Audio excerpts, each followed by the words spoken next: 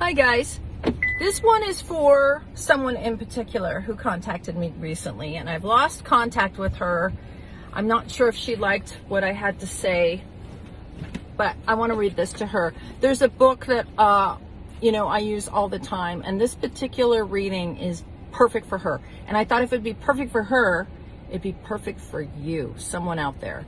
So I'm reading out of How Al-Anon Works for families and friends of alcoholics. And I got to tell you, I really like this book. In fact, I have decided, if you've been following me, and some of you have even tried to do steps with me, and I know it's difficult because the format I use talks a lot about alcoholism more than codependency. So I have revised a set of step sheets, and I have come up with a program that we could do together and study codependency, do the steps, do a little program of recovery like you would if you went to a treatment center that you can do online with me.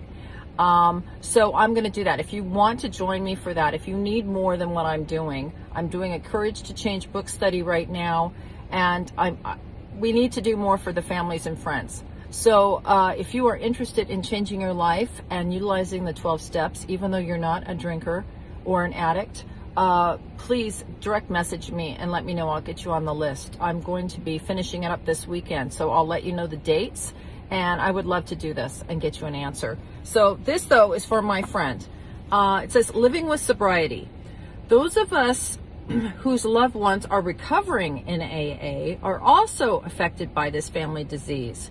We too react to alcoholism. We monitor the progress of their sobriety, counting the number of meetings they attend, just as we once counted drinks. And we scan for inconsistencies or signs of slips. We walk on eggshells, careful to do nothing that might upset the newly recovering alcoholic, or review sobriety with skepticism, unwilling to trust the change we see. We expect a great transformation from the alcoholic, and worry when our expectations are not met. After years of waiting for a more intimate, nurturing, or amiable relationship, or of hoping that the burden of household responsibilities will finally be shared, many of us are frustrated, discover that our hopes remain unfulfilled, and we feel more alone than ever. Living with a sober alcoholic can seem like living with an entirely different person. Although we may be incredibly grateful for our loved one's sobriety, many of us resent the new, more active role the alcoholic now wishes to play in making family decisions or the independence they suddenly display. We feel uncomfortable with all the changes over which we have no control.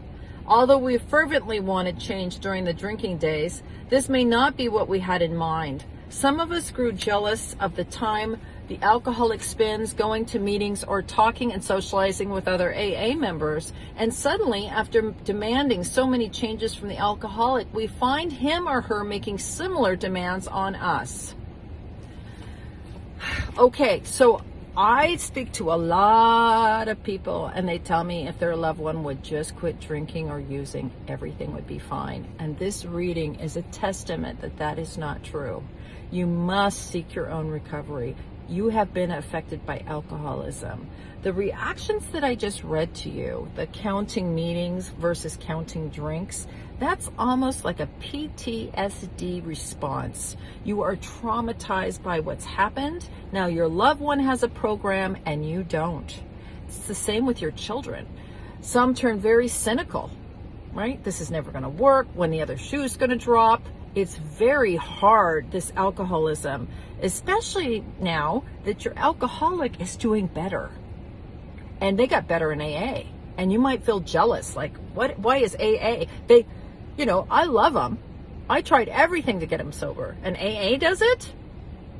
I thought maybe when they got sober, they'd help me around the house and mow the lawn and help me with the kids. And now they're at AA all the time. So there's some serious frustrations here. And there's a whole chapter in the book called The Family Afterwards. But I wonder if we're having a little earthquake. The car's shaking. Might have had a little earthquake. I'm in Southern California, so it could happen. Either that or I'm having a spiritual experience. So anyway, That is an important thing here.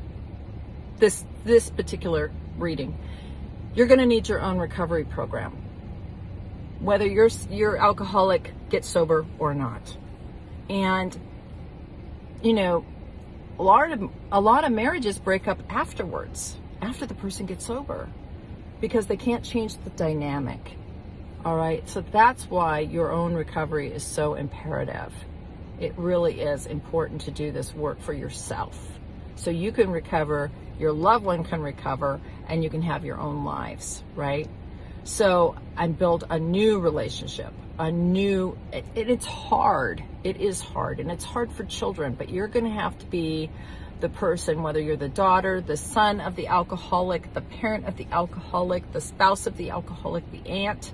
It doesn't matter if you're a distant aunt. Get recovery. It spreads.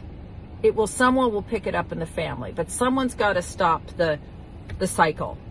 Okay, so I want you to know that. If you want to know the things that I'm up to and you don't know, I've just done some pretty big things.